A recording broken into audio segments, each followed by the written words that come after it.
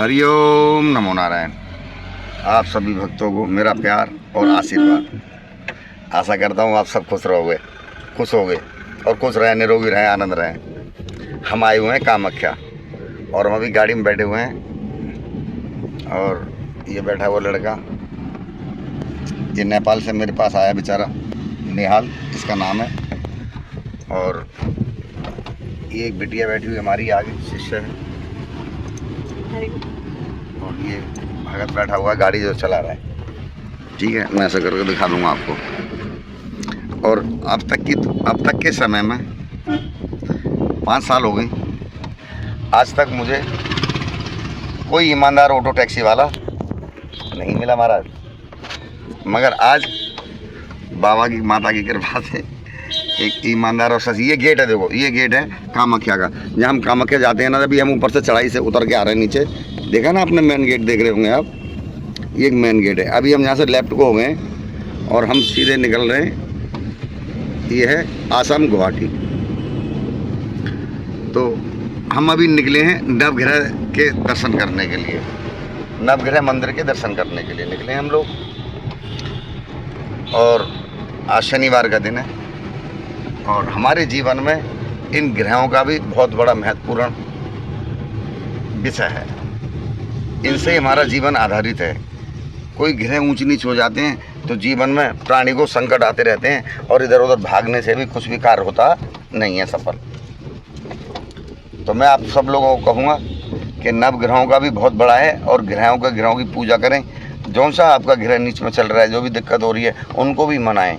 उन ग्रहों की परेशानी जब आती है हमें, कुछ लोगों को हम जान नहीं पाते हैं और वो ग्रह परेशान करते हैं, हम तंत्रवादाओं में विलीन हो जाते हैं क्योंकि वो ग्रह शांत नहीं होंगे। ऐसे जैसे कि आपकी कुंडली में प्रेतवादा योग है, चांडाली योग है, पिशाची योग है, प्रेत योग है, नाग काल सर्प योग है।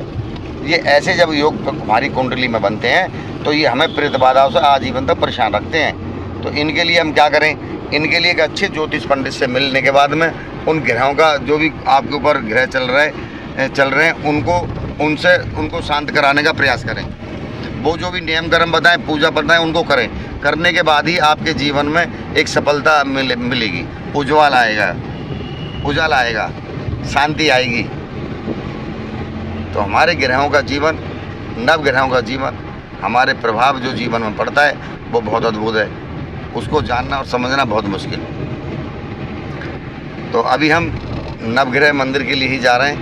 वहाँ की भी आपको एक क्लिप बनाएंगे वीडियो की, वहाँ भी आपको दर्शन कराएंगे। ये हैं गुवाहाटी। और अभी हमारे बराबर में लेफ्ट में ही भूतनाथ शमशान आएंगे बाबा, देखो आपको दिखेंगे। तो यहाँ से जब हम जाएंगे बाबा के पास तो हमारा कौन सा ग्रह नीच में है, उनकी पूजा हमें करानी है। वो ज्योतिष बताएंगे और ज्योतिष का कार्य, ज्योतिष और तंत्र दोनों मिली-जुली सरकार है। बिना ज्योतिष के तंत्र नहीं और बिना तंत्र के ज्योतिष नहीं। उनका भी ज्ञान आवश्यक है। तो ये हमारे जो भी ग्रह हैं जुड़े हुए हैं हमसे, जिन ग्रहों का हमारे ऊपर प्रभाव है, हमारी राशि के अनुसार ज्योतिष ही ज़्यादा ज्ञान देंगे मेरे से ज़्यादा। मेरे को इतना ज्ञान नहीं है ज्योतिष के विषय में। ठीक है, ये देखिए, ये मैं दिखा रहा हूँ आपको। ये पुल है, ब्रिज है, ये भी बना है यहाँ पे नया। और जब हम पिछले साल आए तो यहाँ काम चल रहा था। ये ब्रह्मपुत्र नदी है, आप देख रहे होंगे, बहुत विशाल जल। और ये फ्लाईओवर नया बना हुआ। तो यहाँ हम जा रहे हैं एक छोटी सी क्लिप बनाने के लिए, आप सबको बताने के लिए। तो और भी विषय में आपको बताएंगे और उस विषय में बताएंगे जो आप अध्ययन करेंगे और प्रयास करेंगे तो उससे आपको लाभ होगा। देखिए,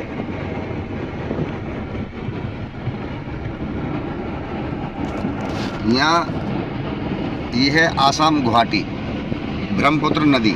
आप देख रहे होंगे मेरे बराबर में लेफ्ट हैंड पे, मैं आपको दिखा रहा हूँ, ये ब्रह्मपुत्र नदी है। उमा महादेव, उमा शंकर, यहीं ब्रह्मपुत्र नदी 20 टापू में उनका स्थान है। यहाँ भी हम जब दर्शन करने जाएंगे तो उनके भी आपको हम दर्शन कराएंगे। ये आप देख रहे होगे सब। तो एक सुंदर शहर गुवाहाटी, एक ठंडा मौसम, रात को बारिश, दिन में गर्मी तो यहाँ है ही नहीं, गर्मी नहीं है। और इतना ठंडा मौसम है कि रात को कंबल ओढ़ के सोने की ज़रूरत पड़ती है। कभी धूप और कभी छाँव वाला हिसाब है, क्योंकि बहुत ऊंचाई पे है माता कामाख्या यहाँ विराजमान है। वहाँ मौसम बहुत जल्दी जल्दी चेंज और परिवर्तन होते हैं। जय भैरवनाथ, जय महाकाल। आपको जानकारी देंगे।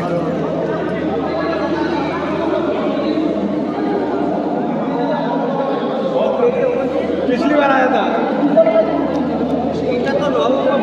जैसा कि आप सब देख सकते हैं, अब हम आपको नवग्रह के बारे में बताएंगे। नवग्रह के विषय में हम आपको बताएंगे कि अगर आपको ग्रह बाधा है तो आपको किन किन चीज़ों का सामना करना पड़ सकता है।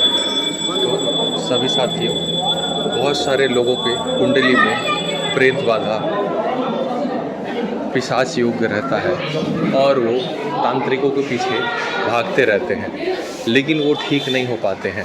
वो अनेकों प्रकार के पूजा भी कर लेते हैं, अनुष्ठान भी कर लेते हैं, लेकिन वो ठीक नहीं हो पाते हैं। अब जैसा कि अब हम आपको दिखाएंगे नवग्रह का जो मंदिर है, उसके हमने आपको दर्शन कराए।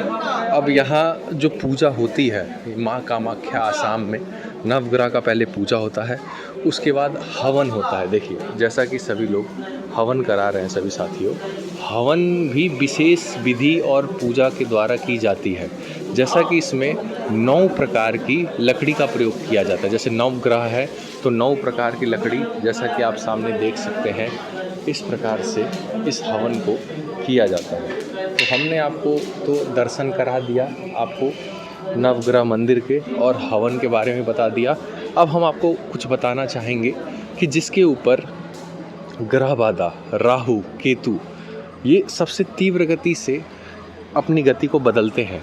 अगर इनका दुष्ट प्रभाव अगर आपके जीवन में है तो इससे आपके जीवन में क्या क्या समस्या उत्पन्न हो सकती है। अब जैसा कि आपके शरीर में दिक्कत होगा, शारीरिक पीड़ा होगा, रात भर नींद नहीं आना, खाना आपको पचेगा नहीं, पेट में जकड़न, सीने के पास दर्द।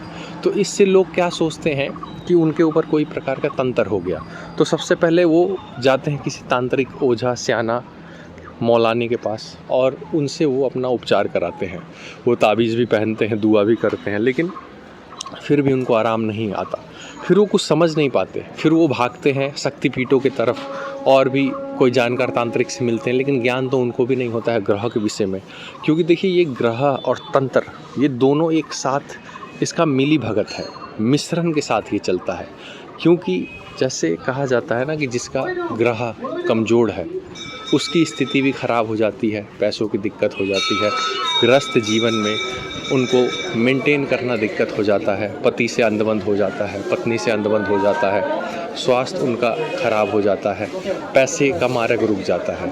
तो अब वो भगत के पास जाते हैं, इलाज करवाते हैं, कई प्रकार की पूजा या उतारे करते हैं, लेकिन मेन तो क्या होता है कि उनको कोई तंत्र बाधा ही नहीं है, उनके ऊपर ग्रह का दोष होता है, ग्रह बाधा की समस्या है और उनको कोई एक जानकार व्यक्ति नहीं मिल पाता है जो पूजा अनुष्ठान करके उनके ग्रह बाधा को शांत कर दे और ठीक कर दे।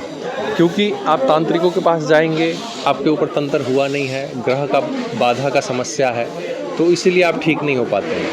तो ये माता कामाख्या के यानी कि आसाम में जो स्थिर है नवग्रह का मंदिर, अगर किसी भी प्रकार का आपके ऊपर ग्रह बाधा है तो आपको अवश्य यहाँ आना चाहिए, अपना पूजा करना चाहिए, हवन करवाना चाहिए। इससे ये होता है कि आपके नवग्रह जो होते हैं वो मजबूत हो जाते हैं। फिर जब ये मजबूत होते हैं तो आपका जनजीवन फिर सामान्य होने लगता है, आपके जीवन में किसी भी प्रकार की कठिनाई फिर नहीं आती है। तो तंत्र और नवग्रह, हाँ नवग्रह वो लिया है मैंने, हाँ नवग्रह का विषय में आपको मैंने ये जो जानकारी दिया, अगर इस चीज़ को अगर आपने जान लिया तो ये मान सकते हैं कि आप अपने जीवन को सुधार सकते हैं।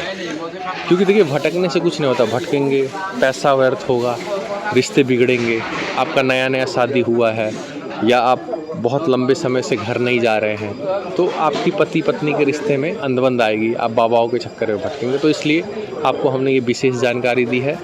राहु और केतु सबसे उग्र ग्रह होते हैं, तो जिन्हें भी ये बाधा है, जिनकी भी तबीयत खराब होती है, तो सबसे पहले वो अपना ग्रह का पूजा कराए, ग्रह शांति पूजा कराए और उसके साथ साथ अपना तंत्र काट भी कराए। इस प्रकार से आप पूरी तरीके से स्वस्थ हो सकते हैं। आज के लिए इतना ही। जय माँ कामाख्या।